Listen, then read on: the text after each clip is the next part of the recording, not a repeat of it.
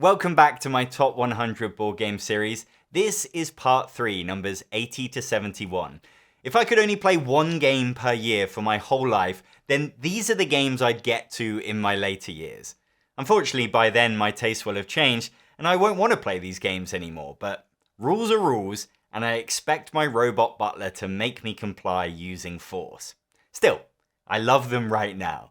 If you want to buy any of the games mentioned, there are links below. Let's get to the list. And number 80 is Parks. This is the new second edition, but I've also got the old version on the shelf behind me. They've got the same core gameplay that I love. There are some small differences that I'll talk about, but I wanted to put this one in the video because this is the only one you can get now. It's a game about hiking the national parks. You're each trying to collect resources along this hiking trail to cash in for these park cards to get points. The thing I love about this game is the hiking trail. You each have 2 hikers, and on your turn, you move one of them as far along the trail as you like. And where you land, you'll collect some resources. But you can never go backwards. Once you've jumped over all these spots, you've missed out on them for that season. But the reason that you rush ahead is because you're trying to get things before other players can block them. Because you can never share a space with another hiker. If someone's already gone to this mountain spot and you want it, well, tough. Maybe you can wait for them to move and go somewhere else, but the chances are they might block it because they know other people want it. So if you really want that mountain to be able to complete the card that wants lots of mountains, then you're going to have to run all the way to get there first. Skip over all these spots, because that's the thing that you really need. It creates this brilliant competition with the other players because you're getting the stuff that they want before they can get it.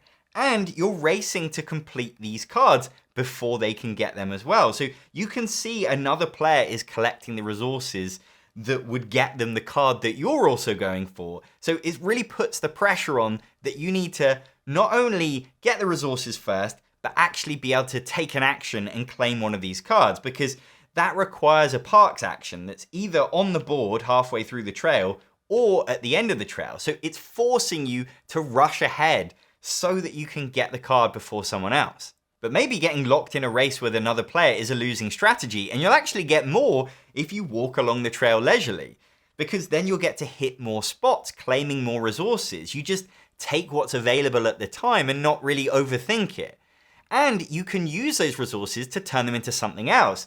The canteen allows you to spend water to get another resource instead. So you're building up an engine to be able to convert things into better things. Or you can get gear cards that mean when you land at a certain spot, you won't just get what's on it, but you'll get something else as well. So you're investing your time into being stronger later on. What's nice about Parks is that even though it's an approachable strategy game, it's still got multiple paths to victory. You could get into taking photographs, which are worth a point each, and there's a competition to take the most in the whole game. There's also little bonuses you can get if you have the most of something at the end of each season, and you've each got your own private objective that you're working towards. I like that it combines these decisions that you get in more complicated games, but does it in a way that never gives me analysis paralysis, and still gives you that interaction between the players of getting in each other's way on the trail, especially at a higher player count. The new version has a different look to it because they no longer have the license to the original 59 Parks artwork that made the first version iconic. But I actually really like the artwork that they've got on the park cards this time around, and I like this new retro 70s aesthetic to the rest of the game. I don't love that the box is bigger, and there's one or two other things, just more production stuff that I prefer about the original, but I do like that they've updated some of the gameplay. The canteens feel much more useful in this version of the game, and I like that you can pick from them face up rather than just getting a random one face down. The gear cards are maybe slightly less strong. There were some in the original that I really like getting, but it's possible they've taken those out to balance the game a bit. I like that they've simplified it to 3 seasons, but the trail is now longer in each of the seasons, so I'm not sure the game actually works out as being any shorter, but maybe just a bit more streamlined. I like the changes they've made to the private objectives because that was always my least favorite thing about the original game.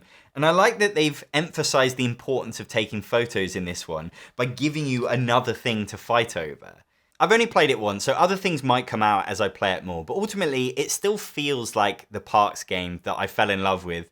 And since this is the only one available now, I would totally recommend it because it's got everything that I liked about the original and actually some improvements. And number 79 is Nuns on the Run, which is a hidden movement game with a light-hearted theme that I just absolutely love. And that is that you each play as a novice nun and you have to escape your bedroom at nighttime, roam out into the halls of the convent without getting caught by the abbess and the prioress. And you're trying to collect your secret wish that is somewhere else on this map and get back to bed without getting caught. And it's this amazing alternative to other hidden movement games because in this, you've got up to 6 people that are hiding and only 1 or 2 players hunting. Typically in a hidden movement game, you've got 1 person hiding and then everyone else plays cooperatively hunting. In this, you're playing competitively hiding. You are trying to get out there, not get caught, find your secret wish and win on your own. But the other players will hold you back. And if the abbess and prioress player catches the nuns a certain number of times, then everyone loses. And it totally works. It gives you that feeling you want from a hidden movement game, which is that you always feel like you're 1 or 2 moves away from being caught. And you really have to try and outthink your hunters and take specific routes based on what you think they're gonna think that you're gonna do. The guards are on patrol routes, but they're allowed to veer from those if they see or hear the novices. So there's a line of sight thing in this game where you can see down certain corridors and across gardens. And so if you're in a position where the guards could see you, you have to reveal that. And this is like the trickiest thing about playing the game. It's definitely an annoying rule to have to get to grips with when you first play it. Visually, I don't think it makes it easy for you to understand. But once you kind of get over that hurdle, I think it's totally worth it. I think it works. It's just quite hard to understand. And I would just absolutely love a new version of this game that kind of cleaned up the board and made that easier for you. And there's a really cool noise mechanism. As the novices, you have to decide how fast you're moving. If you're running, you're going to make more noise because every turn you roll a dice and depending on how far the guards are away from you, they might hear a noise. If you're standing still, you're going to minus stuff off that dice so you're less likely to be heard. But if you make a noise, you have to place a noise token in the direction that the noise is coming from. So they don't know exactly where you are, but they're now going to head in that direction and try and catch you. So sometimes you've really got to walk slowly in the hope that they don't hear you. It's also thematic. It makes perfect sense for this hide and seek game and really adds to the tension and also the decision making of when do you run because you really need to escape capture, or when do you just take it slowly because they have no idea where you are, and as soon as you make a noise, you're going to really alert them that you're over this side of the board even. So it's got some really cool things going on that put it above a lot of other hidden movement games for me. The only slight downside is that if one of the novices is really bad at hiding and gets caught loads, then they're going to ruin it for the other players.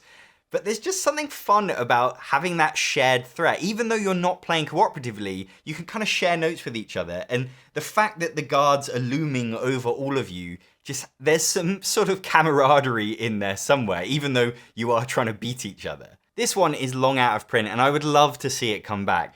I think it only needs a few tweaks to update the gameplay to bring it into a modern time, and it's still got so much to offer. But if they change the theme, I will be apoplectic. And number 78 is Blue Lagoon, which is a tile laying game from my favorite designer, Reinoso, and it's a predecessor to my number 99 game, Rebirth. This one's simpler than Rebirth.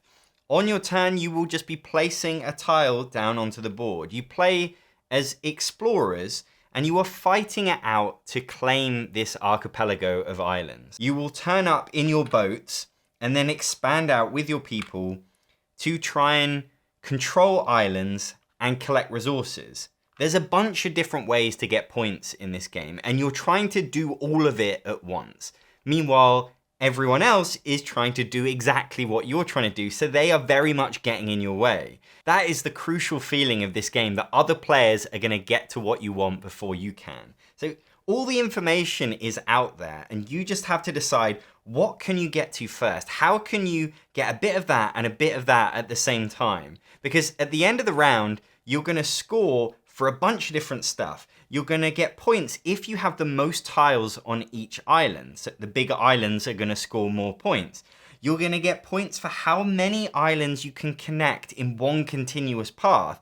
And that's where things get really annoying with the other players, because they are going to be breaking off your continuous paths. You are very much trying to get in each other's way, because it's not only that you want to get across the board, but you also want to stop the other people doing it. And so the midpoint of the board is where everyone's going to kind of converge. And it's so crucial to get those spots early.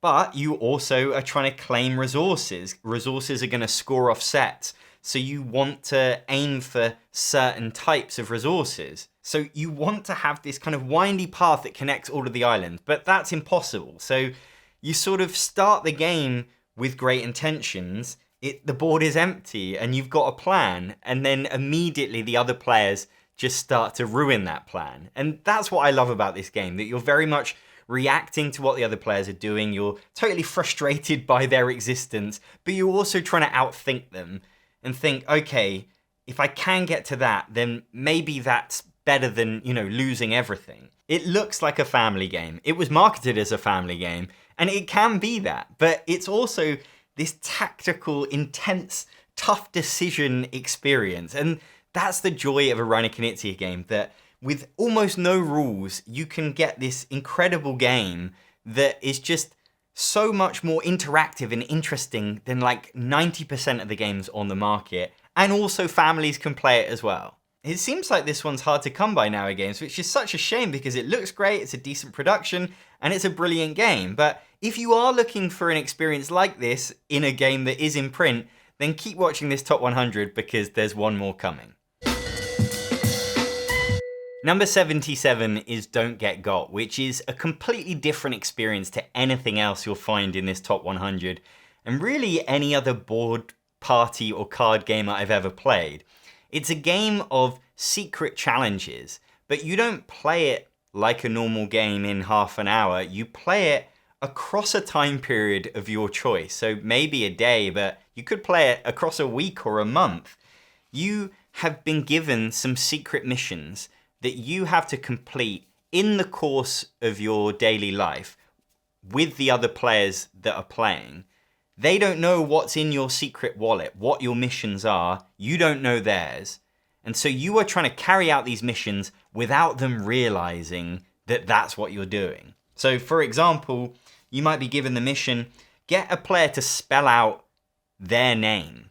If you can get them to do that at any point without them sussing out that you're trying to get them, then you succeed. You nail that mission, and that's 1 point. If you get 3 missions right, you win the game. So there is a race aspect to it of trying to be bold quicker than the other players. Because if you are playing it over the course of a day, you probably want to wait a bit until there's a lull and everyone's kind of got used to forgetting about the game again and they're distracted. That's when you do it. But if you can do it quickly and succeed, well, then you're going to win the game because you're faster than everyone else.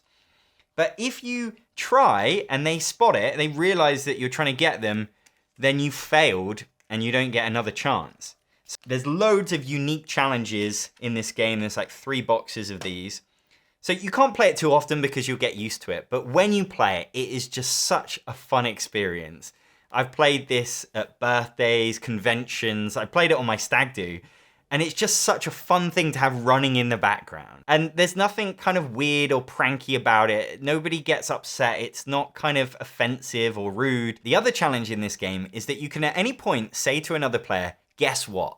And if they respond with what, then you got them. And that's another mission that you've succeeded. But you can do that one as many times as you like throughout the day. It's not a game you can play all the time because you'll get too used to it, but that's also part of the joy of it, is when you do bring it out, it feels like an occasion. And this is a game that you could just sort of play with anyone. And it's probably going to always be in my collection because I just can't imagine not having fun with it in another year's time. And number 76 is Spring Meadow, which is one of my favorite Tetris-style tile-laying puzzle games, where you are taking these Tetris shapes and adding them to your personal board, and you're trying to create the most perfect display of tiles with no gaps. So just like in Tetris, you're trying to be really optimal with where you place your pieces so it all slots together so neatly. because gaps are really going to cost you in this game. There are a lot of games out there that do that kind of Tetris puzzle thing. The reason I love this one is because it really focuses on getting that neat perfection. That for me, that's what my brain enjoys about this kind of game, is that slotting it all together, seeing these weird shaped pieces and how they can combine to create like the perfect mesh. Whereas in other games, they focus on a lot of other things and you're scoring points in different ways. This is all about just that completion. Because when it comes to scoring, you're going to score for each of your completed rows from the bottom. If you've got any gaps, you're not going to score those rows. And so it's a race to try and complete your rows faster than other players. So the intrinsic problem is that you've got really big pieces like this that will fill up a lot of space on your board, but they're very awkwardly shaped. So that means they're going to be really hard to fit in and around. And a lot of players will be really inclined to get these small, easy pieces because that's going to fill the gaps and not create problems for you. On a basic level, I love how easy it is to get into. You can play it with 2 to 4 players, and on your turn, you're just going to pick from the row where this is facing. So you've got the option of like 5 tiles, and you've got to decide what works best for you. But as you get into the game, there's some really nice depth to it that makes it really puzzly if you want to get into it. So each of the tiles has a hole on it. And if you can combine those holes so that they're next to each other, you're going to get bonus rocks. And rocks are incredibly helpful because they fill those little annoying spaces that you otherwise can't fill. The more holes that you get next to each other, the bigger the rocks you can get. So they're also helping you to fill up that board quicker. They're like this engine that you're using so that you can race ahead of the other players. On your board are these marmot holes, and if you can cover them with a hole in the tile, i.e. you haven't killed the marmot, then you will get extra points when it comes to scoring. And so scoring is really simple as well. When there isn't a tile to pick from, everyone just looks at their board. How many completed rows have you got? That's how many points you've got. And if you win scoring twice, you win the game. I don't have a lot of these personal puzzle type games in my top 100 because I prefer games usually with more player interaction. But there's something about Tetris puzzling that really gets my mind going, and this one is one of the best. And number 75 is The Quest for El Dorado, another game from my favorite designer, Reinoso. And this is a race game. You are racing to get to El Dorado before everyone else. And you're doing it with deck building. So the way you move through the jungle is to play a green card. The way you move on a river is to play a blue card. And so you need the right cards to be able to get through the map. But you can also spend these gold cards to buy more cards to improve your deck so that later on you can move quicker because you've bought even better cards than what you started with. So you've really got to balance how much time do you spend building your deck, making it better, versus how much time do you actually spend moving. And it's tricky. You can plan ahead. You can look at what you're going to need. You can almost plan a route that you're going to take. Okay, I see there's a lot of water coming up. I'm going to need some sailor cards to help me get through that water. Or no, maybe I don't even get any of those. I find another way around. There are loads of different special cards that you can buy that give you different strategies that you can go down. You also need to be careful that other players don't block you. If you're behind a player and there's no other way round, then you can't move that turn because you cannot move through a space that someone else is. So there's a lot of strategic blocking in terms of where you end up. And if you waste a turn because you didn't get to use your cards, that is devastating. I'm not a huge fan of the original deck building games that were just deck building for deck building's sake. I much prefer these modern games that use deck building as a mechanism of part of a wider game. And Quest for El Dorado is probably the purest example of that, where it's a really simple deck building experience and it's so clear and obvious how it applies to this race, and that you are really invested in what's going on the board, but also still building your own engine to be good at that. There's a lot of race games that can be very luck dependent and you can just feel like a bit hard done by. But with this, you're getting towards the end, someone's way out in front, and you always just blame yourself that you played it wrong. You bought the wrong cards. You focused too much on this thing at the wrong time. Part of the joy of combining movement with deck building is that you can see where you want to go, but until you pick up your cards for that round, you don't know what you're going to get. And sometimes you'll get the perfect hand and go far ahead, and other times you'll just get stuck because you just can't get that one color that you need. As Knizia games go, this is one of his like crossover successes, and you can still see those little bits of magic that he's put in the game, where if one of the decks of special cards runs out, you're the player who gets to pick which one you then bring in the game. So you really want to exhaust a pile because then you get the opportunity to pick a set of cards that are going to fit your strategy. There are hundreds of deck building games out there, but it's so nice to see his take on it because he's taken this thing that is overdone and still managed to build on it in his own way. Number 74 is Someone Has Died, which is a party game that's all about improv. You are trying to make each other laugh, and it is set at a will reading. So one of you plays as the estate keeper. They are sort of like a games master in that they are running this situation, and they are reading the will of someone who's died. So they tell you the identity of who's died and how they died, and then what are their riches that they are giving away. And then every other player plays someone that knew the deceased and believes that they deserve what is being given away. And so you are given a backstory. You might be in love with the person to your right, or you're extremely sensitive to heat. You also have a relationship with the deceased. So you could be that you took a class with them in college, or you sat next to each other on a plane.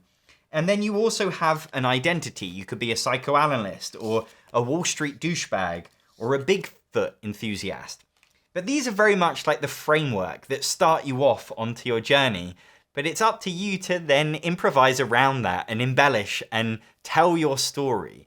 And what I love about this game, as opposed to other improv games, is that it's all one big story that you create. It's, I suppose, long form improv in that you start off at the start of the game and you hear about the person that's died and you get to the end, and by the end of it, someone wins the fortune. And along the way, every single thing that is said is part of the same narrative that you're weaving. You're all doing it together. And ultimately, like the thing of improv is yes and this game is perfect for that because you do literally have to yes and what everyone else is saying. It's all part of the same world. There's even a rule in the rulebook. You have these objection cards.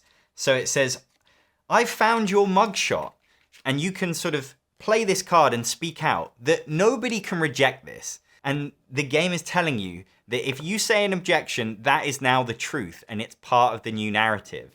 And so it evolves as the game goes on and you are playing off of each other. If I say something about something new, another player can kind of riff off that and connect it to their storyline. There are a lot of improv games where you take it in turns as the judge and everyone will like pitch their thing and then the judge picks a winner.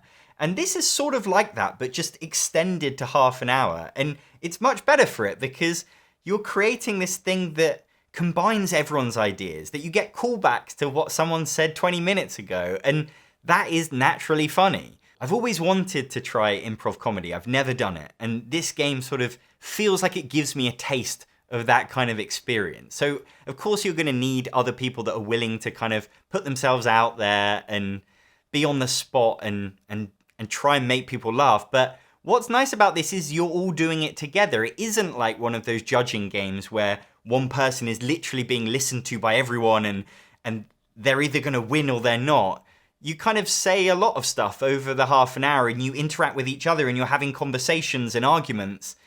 And so there isn't quite the same amount of pressure to deliver in the moment. And that gives it a certain relaxing feel to it. And I love the sense of humor of this game. It starts with this really brilliant dark premise of someone has died that allows you to kind of build on that in whatever direction you want. And the cards are silly, but they're never like veering into adult humor in a way that's just kind of going for cheap laughs. It allows you to build on it and kind of make it really funny. It gives you prompts that are sort of inherently funny at times, but ultimately it's about your group and you can kind of take it in the direction you want. It's not the kind of game that I get to play very much because you can't just sort of crack it out at a game night and just throw people in at the deep end with it. But if you get a nice group of people, some close friends, you making each other laugh, you really like enjoying each other's sense of humor, then you really create memories with this game. And that's why it's in my collection, because if I'm ranking how much would I want to play these games tomorrow, given the right group, the right opportunity, I would love to play this one. And number 73 is Cyclades, which is definitely one of the bigger, heavier games in my top 100. And this is an epic game of area control. You are fighting it out across the Cycladian islands. And epic in two senses, because it's very much based on Greek myths. You are bidding on these Greek gods to try and win their favor, to use their powers to impact the wars that are going on the map. So in some ways, it feels like Risk. You will send your troops to someone else's region, start a fight, you'll both roll dice, and then one of you will lose some units, and you will keep going until somebody retreats or somebody dies. Each of the gods also allows you to build a building, and if you have one of each of the 4 types, you immediately create a metropolis, and you need 3 of these to win the game. There are a number of different ways to create them, but the important thing is keeping them, because someone can start a battle with you, win your region, and now they own your metropolis. So if you create one and you don't have a good way to defend it, then you're just giving that point away to another player. So there's this really interesting balance between building up your faction, trying to get the powers you need, the buildings you want, but also spotting opportunities, attacking another player when they're weak so that you can steal what they've got. It has that cutthroat nature of a war game where you'll be attacked on all sides and people will steal your territory from them. And then also this kind of strategic element of planning out how to use your resources. You've only got so much gold, and how can you spend that to best advance your cause? That in itself is a really cool game, but this new version takes the old game and combines it with some of its expansion content. So you've got these heroes, which are special units that have got really cool abilities, and another way to get you these metropolises, really important for winning the game. And you've got these mythical creatures, which you can place out on the board. They do your bidding for you, and they're very powerful. The Kraken will destroy all the ships in one sea area. And next turn, you can do it again, but as long as you keep feeding it these priestess cards, which are quite hard to come by. There is quite a lot going on, but it all comes together in this really interesting way. And once you get past the dodgy rulebook, it isn't that hard to understand, and you are very much just focused on your strategic decisions. The way that these creatures and heroes and god powers all bounce off of each other just create such an interesting dynamic for you to wrap your head around. And working out how to use all of that to stay ahead of your opponents is what makes it so fascinating. I don't have many games like this because when a game takes 3 hours and requires all this setup and rules understanding, it really has to earn that time from you. But Cyclades totally does, and I can't wait to play it again. Number 72 is Sobek 2 Players, which is co-designed by Bruno Catala, who also co-designed the last game, Cyclades. But this one is very different. It's a 2-player only game set in ancient Egypt where you are collecting goods in a market. On your turn, you will pick a tile in the row that this pawn is facing to. So I will take some fish, and at some point I will sell a set of fish to try and score a bunch of points. But when I take that fish, the pawn then moves into where I took it from and changes direction based on what's on the tile.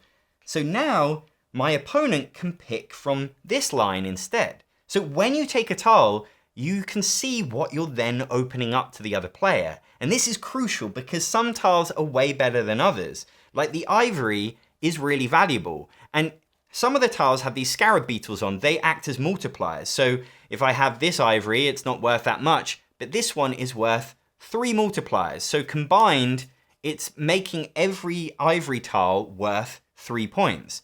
So you're really trying to stop your opponent from getting certain tiles. So you will make decisions based knowing on what they can then take.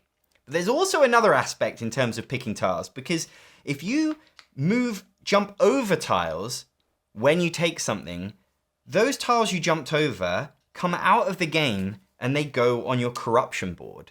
And at the end of the game, the player with the most corruption is going to lose out. The other player is going to get a point bonus for having less corruption. And also, if there's a big chasm between you in terms of how much corruption you have, then that makes it even worse. It has that feel of an abstract game, but then introduces these other elements that stop it from getting too dry. Like these special characters, they are put onto the board face down. So you know what you're going to get, i.e. a special character with a 1-use power, but you don't know which power.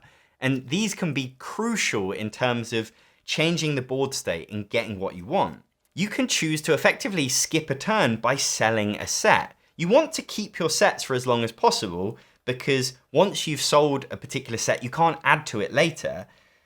But if you sell, you get one of these tokens, which is potential points for the end of the game, and they're going to run out. So the sooner you start to sell sets, the sooner you're going to get first dibs on the best tokens. It's a two-player game with a really nice amount of mind games. You've got to get in the head of your opponent. You've got to offer them something good so that you can get something even better. And I just love that kind of game. It comes from two designers who have real pedigree in designing great two-player games.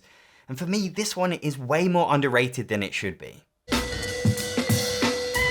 And number 71 is Schottentotten, another two-player game and another Reinoso game. And in this one, you're in a battle against your opponent. You are playing your troops onto your side of the line, and you're trying to win these stones. So you will play the best cards you can to try and claim this stone if they're stronger than your opponent's cards on the other side. If you claim 5 stones, you win the game, or if you can get 3 adjacent to each other, you can win like that. The way you win these stones is by playing the best set of 3 cards on your side, and they work a little bit like poker hands. So a color run or straight flush is the best, like 1, 2, 3 in the same color, or getting 3 of a kind is really good as well. But if you get 3 2s, that's not as good as 3 9s. So if you get really good cards in your hand that are building towards something, you start to make these plans. So I've got a 7 and an 8 in the same color here, but will I get the 9? We're both drawing off the same deck. So if my opponent gets that 9, then that set is ruined. I'm not gonna win there. So what you're trying to do is sort of play cards down. You have to play a card every turn. So you're sort of forced into committing, and you're never gonna have enough cards in your hand to really make a proper plan, but you don't know what you're gonna get. So you're sort of like committing here and hoping that one of them will come off. If you really go in on one particular set and hope that you get the right card, is that the right thing to do? I guess you've got a 50-50 chance of getting that card later. Or is it better to just lay out your stall quite casually, not commit anywhere in particular, and hope that somehow that will work out in the long run? I'm not sure it does. So it's this fun combination of making the best plans and then just rolling with what happens. You will have to pivot to win other stones because you've clearly lost out when someone plays the card that you need on the other side. It's a game that's so simple in its execution that you don't appreciate the brilliance of it until you get to play it. Knizia is the master of condensing these ideas into the bare minimum of what they need, but somehow the experience is greater than so many other games of its type. This is one of my favorite games to play with my wife because it perfectly encapsulates what I think of as a couples game. It's really easy to get into, it doesn't take long to play, and it has this nice sort of punchy interactivity. We are up against each other, we're very much fighting over the same things, but we're not sort of stepping beyond that line and punishing and destroying each other. We are just trying to outdo each other. So it doesn't feel punishing or negative or mean, it just feels fiercely competitive, and that's exactly what I want from this kind of game. That was part 3 of my top 100 board games. If you want to buy any of them, there are links below. And to see the rest of the series, please subscribe to the channel. And you can get exclusive videos of mine by signing up to my Patreon. I'm John Perkis, thanks for watching.